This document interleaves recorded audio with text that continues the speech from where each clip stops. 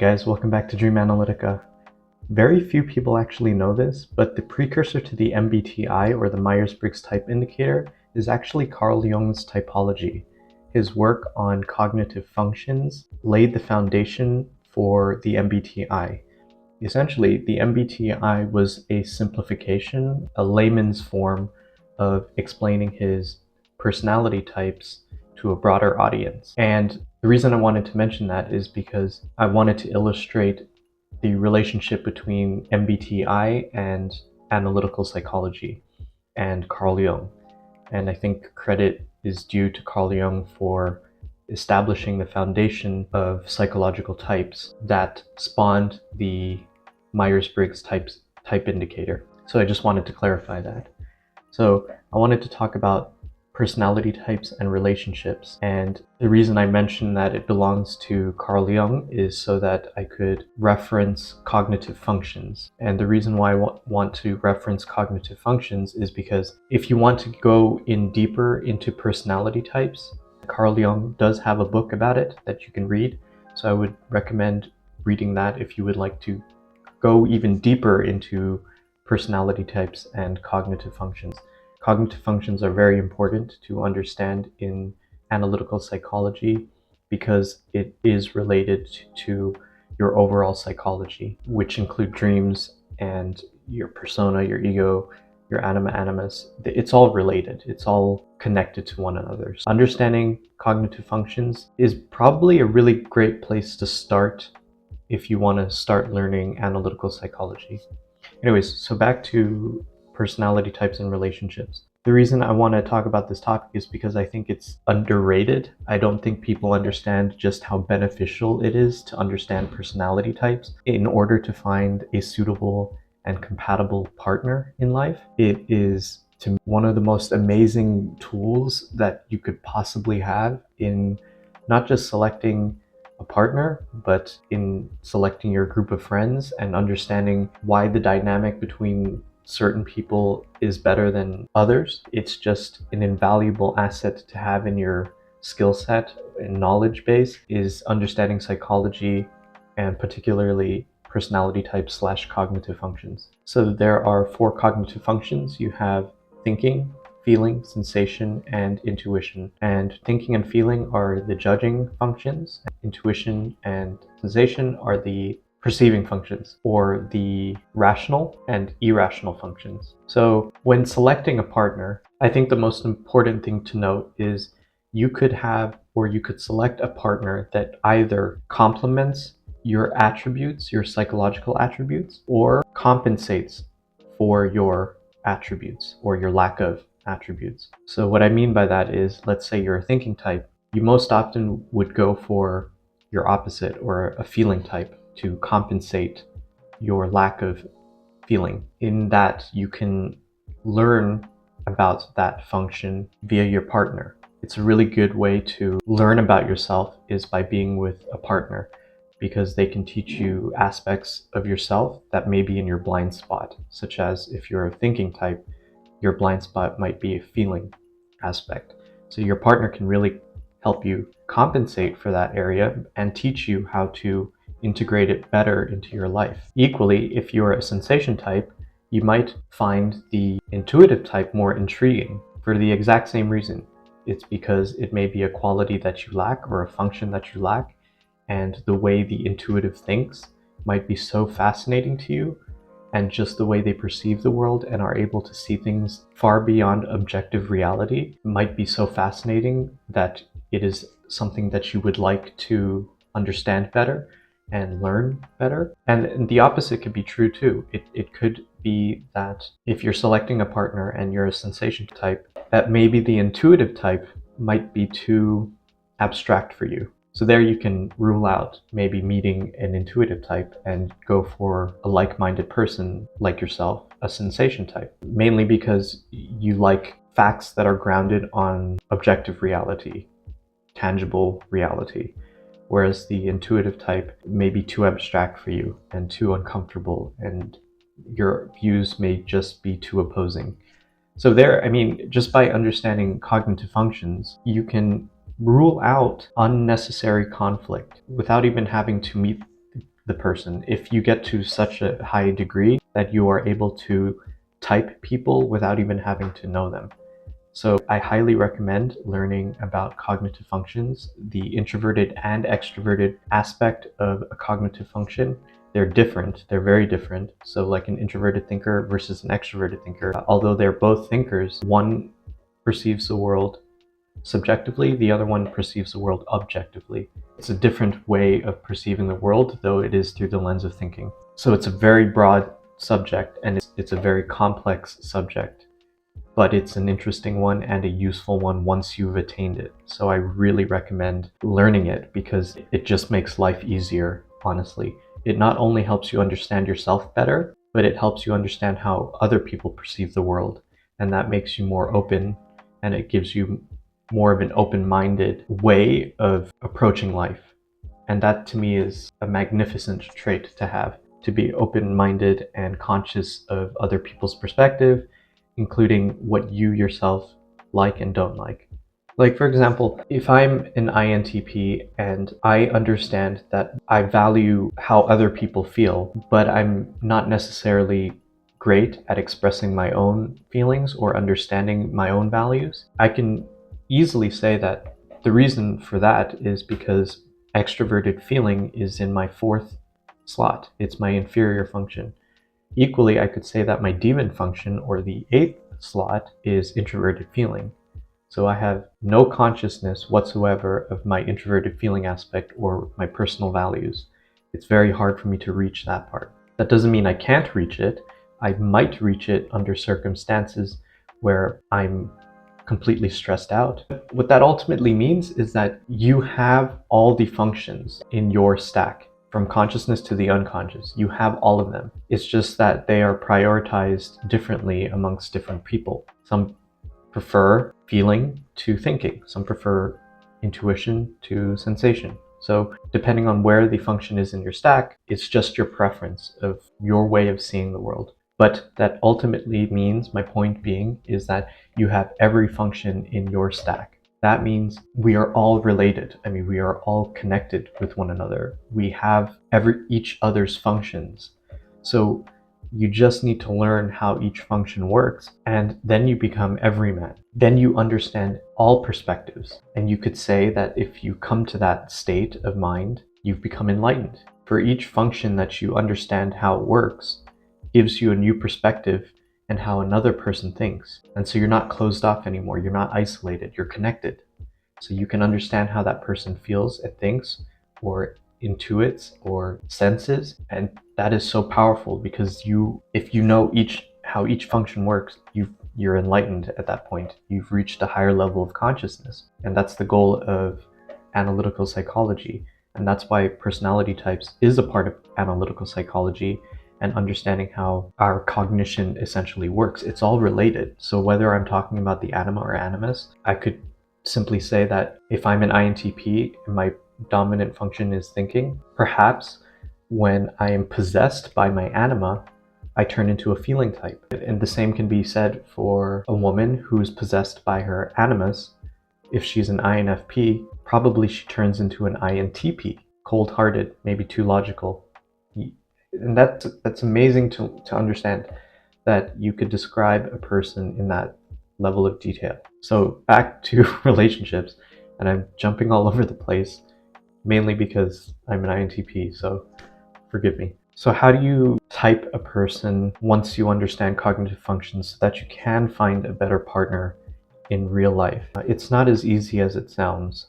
Obviously, it does take a lot of practice. Some people just have a knack for it, particularly the intuitive types like the INFJ or the INTJ. They just have a knack for people. They can read people right off the bat without even having to speak. But for the rest of us, it's really trial and error, and then practicing, not in terms of theory, but in terms of practice. So how do you engage, like for example, if my inferior function is extroverted feeling, how do I engage with that? Obviously, I started reading, and ultimately what I ended up doing was observing it in people. So my partner was an ISFJ, so I really tried to understand how she used extroverted feeling in her daily life. and she cared very much about the harmony of the group. She cared very much about how other people felt in her environment that she created for them. But don't get me wrong, I didn't just see the light side of it, I saw the dark side of it, because what extroverted feeling can do in its evil side is create an environment that is so comfortable. It becomes like she can turn into a black widow where she makes the web, so to speak, and she could end up devouring you. So there's a light and shadow aspect to our personalities, and that's something that you have to learn as well. But that also teaches you that understanding cognitive functions can protect you from bad people if you understand how their function works. So, for example, an ISFJ, their demon function is introverted intuition. And that's very scary. Imagine if your demon was an introverted intuitive. She can create all these crazy scenarios if she's under in an possible amount of stress, just toying with her mind, just messing with her mind, and make her do things completely out of character because she sees all these possible things that could happen within, all these scenarios that may never actually come true, all these connections that are so baseless from reality because it's in her demon function, it's in her most unconscious aspect, so it has very little connection to conscious reality. So you could see, like, okay, if I am going to meet this person, that's their demon functions. That's as bad as they could possibly get. You want to perceive it like that too. Like, that's as bad as this person may be able to get. But in terms of compatibility, I think that some pairings that are good are an ENTJ with an INTP. And the reason why I say that is if they can overcome their hurdle of initially meeting, because the INTJ may be too much for the INTP up front, but what you understand in terms of cognitive functions is that actually the INTP is the ENTJ's shadow. So they could complement each other quite well by revealing each other's blind spots. And the ENTJ could help motivate the INTP, whereas the INTP could help the ENTJ introspect. The cool thing to understand too about cognitive functions is opposing values. So the ENTJ may appear extremely confident consciously up front, but what that ultimately tells you, and from my own analysis of ENTJs, is that they actually are quite insecure. They have many insecurities that they have to overcome internally, and that's just incredible. Another example would be like an INFJ, who may appear rather not in an offensive way at all, but maybe appear rather insecure up front. Well, you could say that maybe unconsciously they have a God complex. So I think it's very powerful to understand this. But you do want to understand what their inferior functions are and their demon functions if you want to know just how bad this personality can get, and if you're willing to work with that, if you're willing to accept those aspects within yourself. So mine, again, is introverted feeling.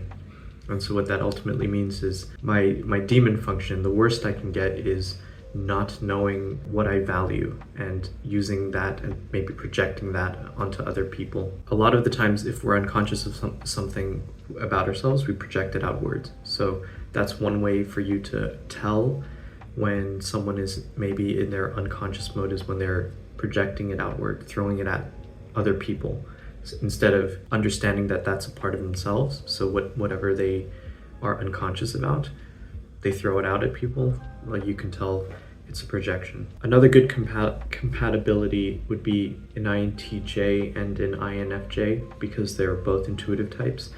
It's very hard for the INFJ to get along, and this is not an absolute thing, but to get along with a sensation type, primarily because the sensation type just does not have the patience or the capacity to understand how the intuitive type or the introverted intuitive type sees the world. It's just far too abstract for them to understand, and in my opinion, too complicated for the sensation type to understand, though this is not always the case. There are some ISFJs out there or sensation types out there that are willing to be open to these ideas. But for the most part, I feel like, from my observation, and this is a very limited observation, that intuitives tend to stick with intuitives, sensation types tend to stick with sensation types. So this is a very broad generalization, and it should not be taken as an absolute, because it's not. And the reason I say this is because I also think that a good pairing for the INTP is low-key the ISFJ. And the reason I say that is because the INTP can lack structure in his life or her life.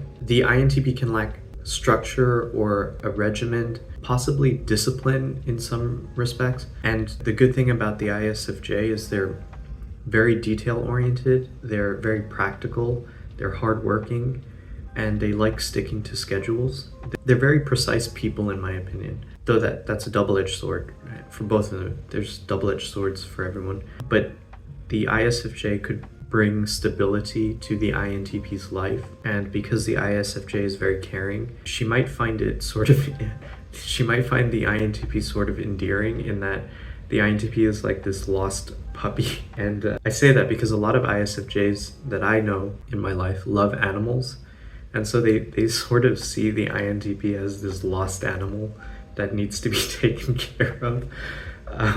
That's just my own personal experience. But I mean, it's just a funny way of viewing it. But I feel like that they see that. And the fact that there's quite a few ISFJs out there in the world. I think that it's around 14%, where there's very few INTPs in the world. I think there's like 3%. So the ISFJ, they tend to like to collect things too. They could see that having an INTP in their life is sort of like having a rare Pokemon. They have a very unique collector's item. I mean, that's funny, but it's also bad because they don't see the INTP as a person. They see it more as this collectible that becomes part of their household items, which they do with pets too, interestingly enough. And the reason I know this is because I dated an ISFJ for 5 years, and I really studied her to a very high degree, so I could understand how just different we are, but at the same time how similar we are as well. And that's one very important thing to understand about personality types as well. We are not static. It is not a static definition. Personality types is a dynamic orientation towards a preferred way or mode of cognition. So it's just a preference. It's just how we prefer to see the world. So that's a very important aspect to understand, because I have seen a lot of people that are sort of ambivert. They can be either introverted or extroverted. They could be thinking or feeling, depending on their current psychological state or where they are psychologically speaking in their development in life. If they become more rationally minded, then they might convert from a feeling type to a thinking type. Or if they're in a business setting where it demands that they be more rational, they may just convert in that way.